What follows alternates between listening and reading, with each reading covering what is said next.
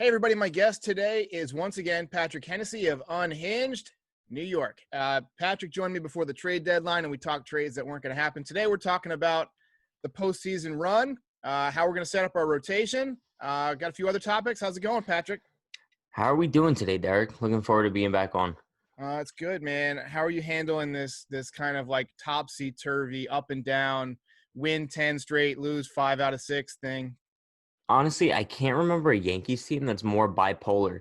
It's like they start off the season like 16-6, something stupid. Then they go 5-15. Then they go 10-0. And now, as we end the season, it looks like they're absolutely lifeless once again. So it's probably a bit before your time.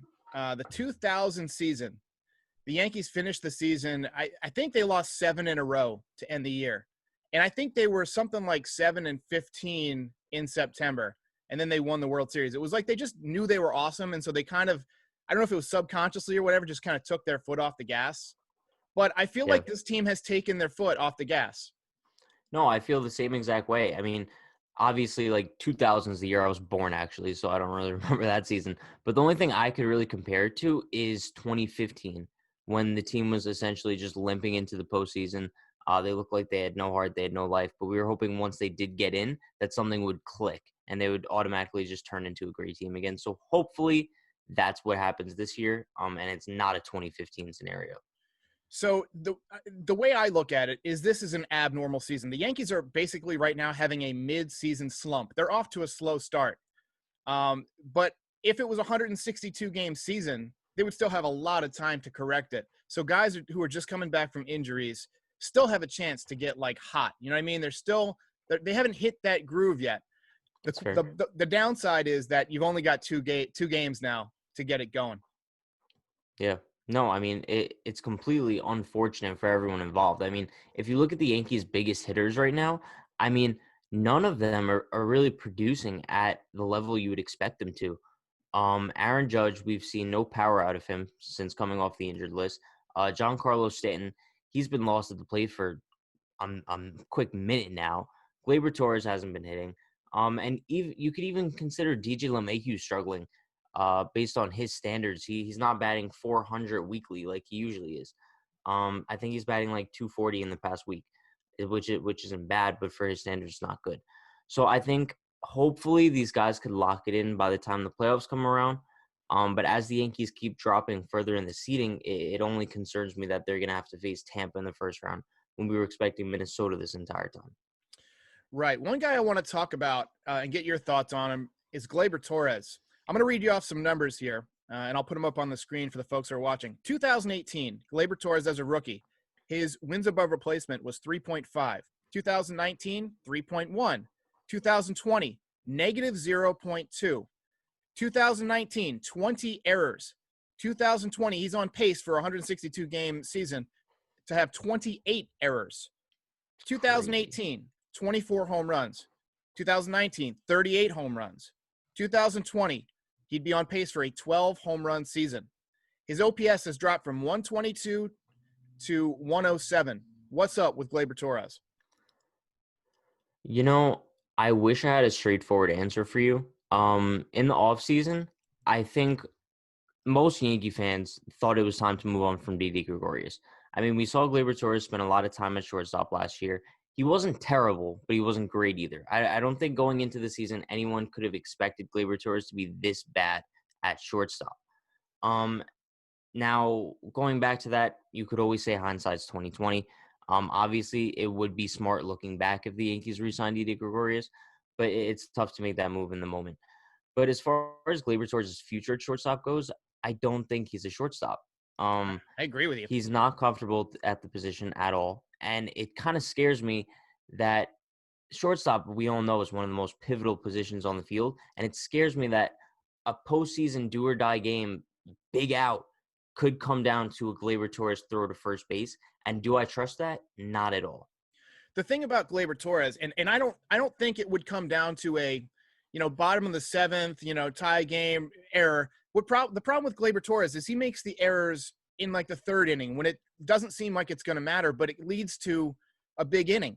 He loses focus. I think his problem is not his ability. I think he could be a good shortstop, but he loses focus. He's got the same issue that we saw with guys like Alfonso Soriano, where you can make the extraordinary play in the whole backhanded grab and gun the guy out, but the routine three hopper, because you're not really into the game on every pitch, gets away from you, catches you by surprise, and then you got to rush the throw. And I think that Gleyber Torres, while he's having a bad year, that's something that he needs to focus on in this offseason, or else the Yankees, like you said, are going to have to move him off of shortstop. And how do you do that? You got DJ at second base. You can't get rid of DJ. He makes this team go. You can't move him to third. Look what Gio Urshela's doing. Your only option, if Gleyber Torres can't play shortstop, is to move him to the outfield. You can move him to left field, but you got Clint Frazier, who's dynamite out there. Yeah, you can't move him to first base because Luke Voigt's leading the league in home runs. There's only really one place left, and that's the bench. You can't DH him because you're paying somebody $25 million a year to be your DH for the next 7 years. By the way, John Carlos said this morning he is not opting out. Nobody thought he would, but it's official now. I'm not surprised at all. Who's going to pay him? Right. So I'm more concerned. I feel like Gleyber Torres is getting a pass among the fans because Sanchez has struggled so much, because the bullpen has struggled so much. Gleyber Torres is creating a problem for the Yankees right now by being bad on defense and by not getting his offense together. If he was hitting, if he was slugging, 520 and had an OPS of 950, you maybe overlook that third inning error once in a while. But if you're not hitting, if you've got an OPS of 730, I'm sorry, but you got to play defense. Yeah. I mean, one of our team members over at Unhinged kind of mentioned this yesterday. Not sure how good I feel about it, but they considered moving Gio to shortstop and then moving DJ to third and Gleyber back to second. I would kind of like it maybe if we saw more out of Gio at shortstop first. Right. But I definitely think he would be able to handle the position without a doubt. I've never seen Gio play shortstop, but I got to look up his stats and see if he. It seems like he's got the glove, he's got the mobility, he makes that play coming in really well. Yeah. But then you're losing a great third baseman.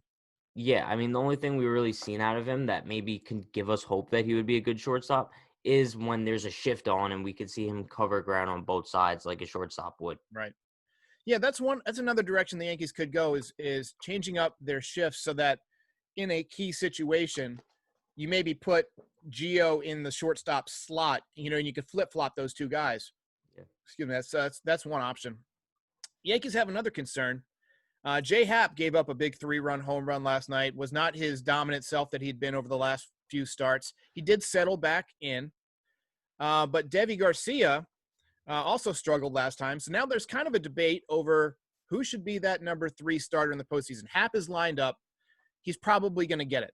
But just for the sake of argument, if Deivi Garcia throws 7 shutout innings today, you have to think about giving him that start.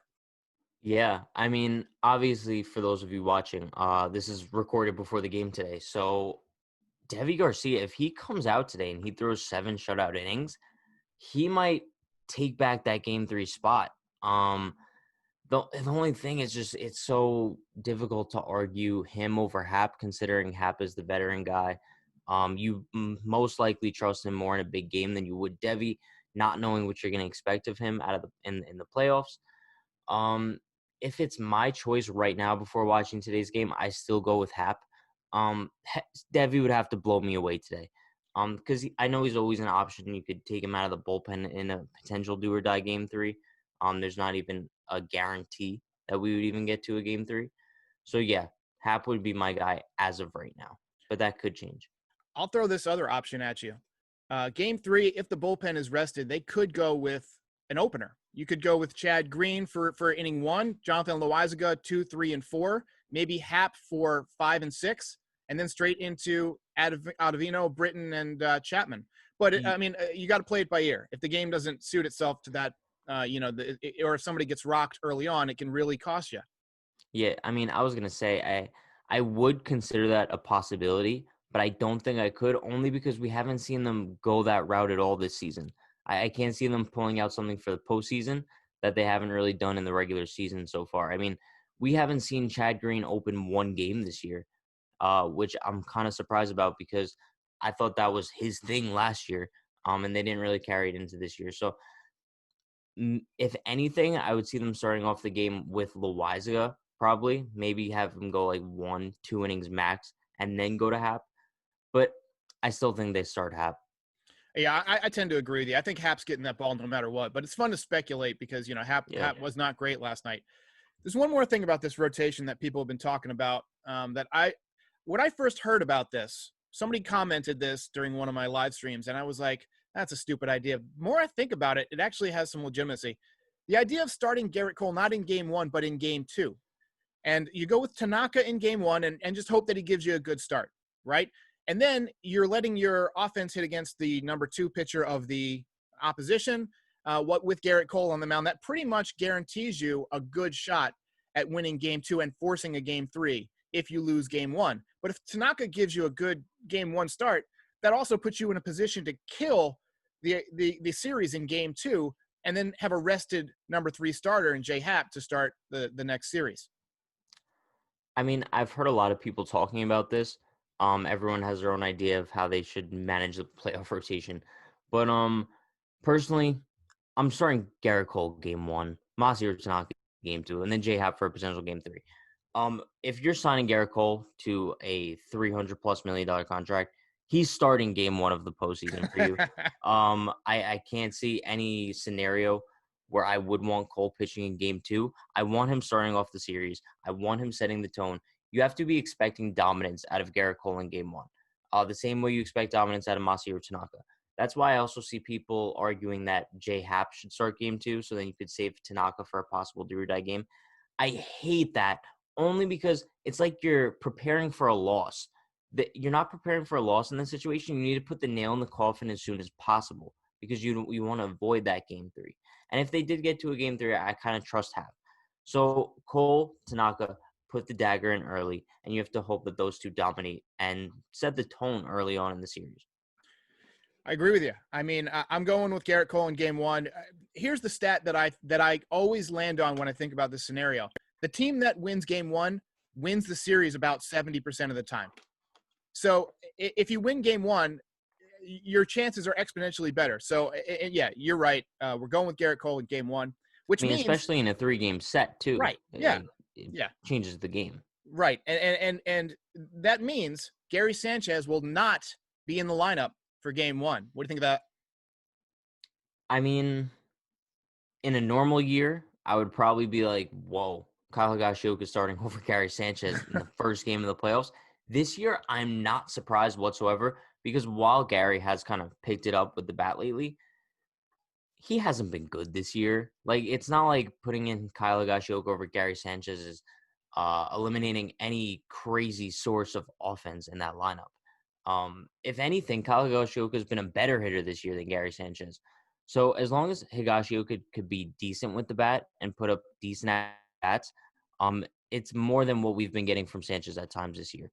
So I don't think it's a crazy situation, especially the chemistry that Cole and Higashioka has. And clearly, Cole is more comfortable with him over Sanchez looking at his stats and the splits. So, yeah, I think Higashioka is the perfect fit for the game 1, and I have no arguments about that. Yeah, I agree with you. Higashioka has been surprisingly good, though. Last night he made that kind of bonehead play where he ran the runner back to third a bit too far and then threw it right into his number. I had a live stream going. I think I threw my hat across the room. I don't know what that was. Like, that was a little league play. We were talking about this. I've not out of all the Yankees defensive plays this season, they've had errors. They've had mishaps. But that is just like baseball IQ 101. I think I learned like the rundown play in T-ball.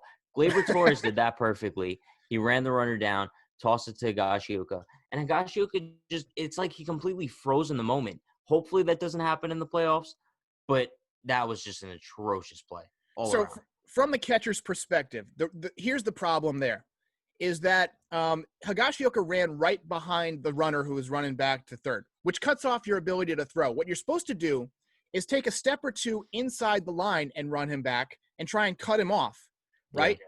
You have to know that Gleyber Torres and the pitcher have both come behind you, so they can both receive that throw. The catcher he's stuck in that mentality of, I've got to be at home plate to take that throw. He's out of the play at home plate at this point.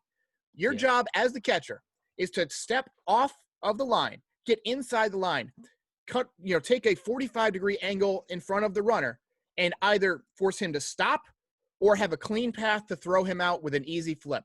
Higashioka just misplayed that one, and that's basic fundamentals that the Yankees keep messing up on, and that's not something a World Series team does. Most errors in the league this season. Now, that means Unbelievable. that the Yankees have more errors than the Red Sox, the Pirates, every last place team in the league. The Yankees have more errors than them.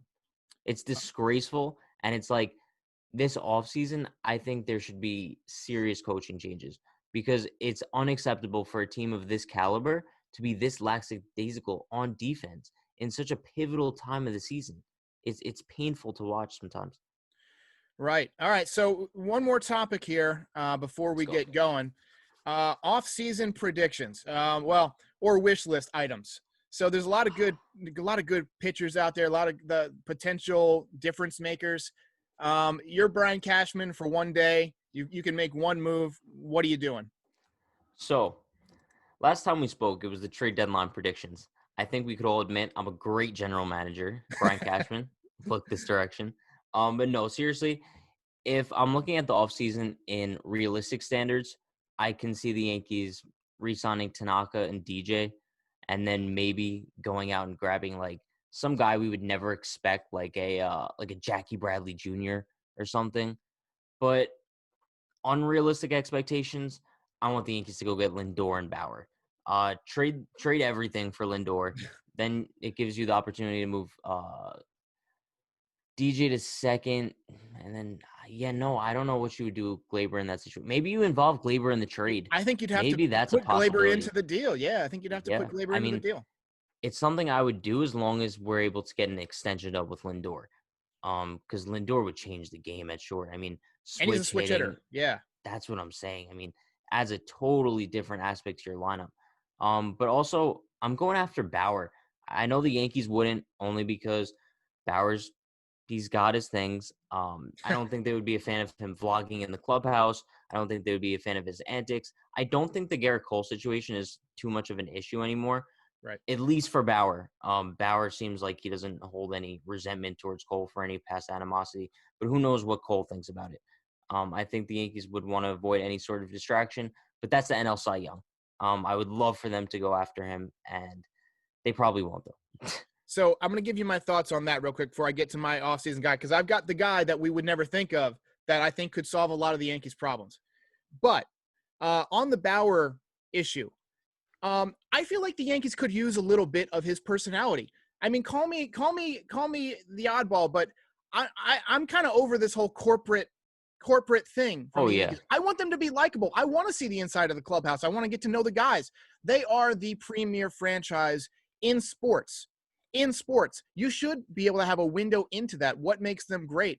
And I think having somebody who is obviously popular with the fans, Trevor Bauer is a guy who's popular with the youth. He's obviously smart. He stays out of trouble. He's not going to beat his girlfriend. He's he might have been the dude who was flying the drone over Yankee Stadium that one day. But but other than that, Bauer seems like a really good guy. He's really matured. He reminds me of Clint Frazier in the way that, when he came up, he was a little bit awkward. He's different than everybody else, but that doesn't make him a bad guy. Definitely doesn't make him a bad person. And it doesn't necessarily make him a bad part of the organization. He might be able to bring a dynamic to that franchise, beyond being an excellent pitcher that they could really use right now. So I'm also on board for Trevor Bauer. I think if you let Paxton go, that's like $10 or $12 million right there. If Gardner retires, that's another $7 million. He won't. Well, the Yankees probably won't give him that much money. Either way, you can save a few million with Gardner. And Tanaka, even if they bring him back, he's not going to get a pay raise. He's probably, because he's going to be entering his age 32 season. You could add another $5 million. That's $22 million right there on the payroll. Throw in an extra, $5 or $8 million for Bauer, because he is over 30. You give him about a $28-29 million contract. I think he only wanted a 1-year deal anyway, but give him a 1 year. Give him 1 year's $30 million. It's really only going to cost you $8 million more than you paid this year. You're already over the luxury tax. Just do it. Take a chance. Maybe he'll be the difference maker. Anyway, my guy that I'm suggesting this offseason that the Yankees pick up, Tommy La Stella from the Oakland A's. Ooh, I like that. He's got 173 at-bats this year, but he plays different positions. He's really solid defensively. He plays every day. He's kind of a super utility guy, and that allows you to tell Tyler Wade to take a hike. Deep right field. There it goes. See ya off the second deck.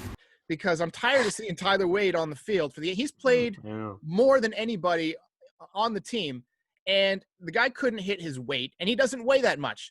So I'm going with Tommy La Stella. He is a veteran. He's played in the playoffs. He's played in big games. He's played all over the league. He understands being a professional. To me, he's a very DJ LeMahieu type of pickup who you put him in the right atmosphere with the right analytics. You give him a little bit of money and say, hey, here's what we want you to focus on. Focus on hitting the ball, to all fields, being a contact guy, not trying to hit home runs, play solid defense. Tommy La Stella is a guy who could come in, fill in when you got guys on the injured list. He can fill in at any infield position. He could probably play the outfield. And he seems like a veteran clubhouse guy that would be a good fit. So he is my pickup, and he won't be that expensive. Yeah, no, I think La Stella would be an awesome option. I think he was traded to the A's at the deadline this year, right? Right. Yep. Yeah, I'm pretty sure he's been solid for them as well. So, yeah, I mean, he's a free agent after the year. So, go out and pick him up. He's obviously, if the A's who are an analytically driven team and trying to win with guys who maybe are getting overlooked, their Moneyball strategy, he seems like somebody, the Yankees can outbid the A's. The A's might not want to pay $8-10 million for this guy. The Yankees can give him $10-12 million and, a DJ LeMahieu style contract, 2-3 years, and say, hey, come live in New York for a couple years, be part of a team that's going to have a chance to win. We've got a great pitching staff, got some young hitters. We've got a chance. Come try and win a ring. And I feel like he would take it. Yeah. I mean, also, before we wrap things up today, I want to go back to what you said before about the Yankees being so corporate. There's two things about the corporate Yankees that I would change immediately. One, get rid of that facial hair policy, please. 100%. Obviously, you could limit guys not having, 2013 Red Sox type beards. But, I mean, a little bit of facial hair is fine. They allow mustaches, and the argument could easily be made that mustaches look much more dirty than a well-kept beard. Sorry to all my mustache-having listeners out there. Yeah, I mean, unsubscribed. I mean, but here's my thing. A well-kept, if you go into, corporate offices of places, you're not going to see anybody with just a mustache. You're going to see people most likely with well-kept beards. It's just a common occurrence nowadays. Yeah, I'm also sorry for all you mustache people. But second of all, I would add the alternate blue away jerseys. I think that's something that has to be done. I love those alternate blues that they use in summer camp. They use in spring training. They're awesome. And I know a lot of boomers are going to come at me. No, it's just the road grays. No, add those alternate blues. They're so beautiful. It doesn't hurt anybody. There's nothing wrong with a little bit of evolution every now and then. And it'll make the Yankees some money because more people will buy them if you wear them on the field. Exactly. 100%. Patrick, thanks so much. Guys, obviously the game is over, but tell us what you think of the Deivi Garcia start today in the comments and whether or not he should be part of the postseason rotation. Go follow Patrick's YouTube page, Unhinged Yankees. He's also got Unhinged Media. Obviously, one of the best YouTube analysts in terms of Yankee baseball these days, honestly. I appreciate that, Derek. No, seriously. I follow very few people because most analysis is dog shit. Let's be honest. But you guys actually follow the team, understand the front office. So appreciate you being a part of this podcast. Thank you, Derek. Looking forward to making more content together in the future. Hey guys, help support the podcast by buying swag from my store. Link is in the description.